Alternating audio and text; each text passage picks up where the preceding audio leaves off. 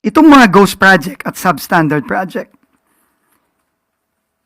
kinlear ko na rin po sa ating Pangulo na ang mga kontraktor nitong mga ghost project na ito, unang-una, mag-i-impose po ako ng lifetime blacklisting, ban, immediately.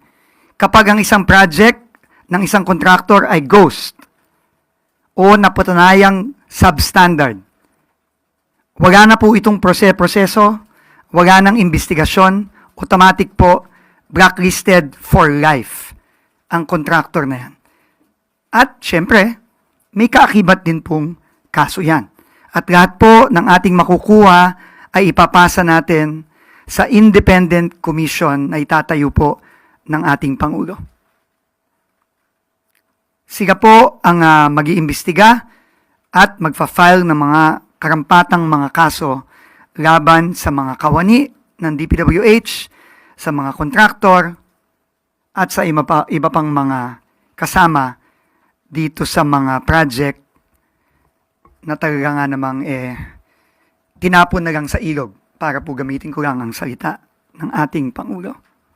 Isa sa mga gagawin po natin immediately, nakausap ko na rin po ang ating Pangulo at si Secretary Chris Roque ng DTI. Magkakaroon po tayo ng sweeping revamp sa tulong ng ating Secretary of Trade and Industry at ng Office of the President ng PCAB. Narinig po natin yan sa mga investigasyon sa Senado. Na-mention po yan ni Senator Ping Lacson.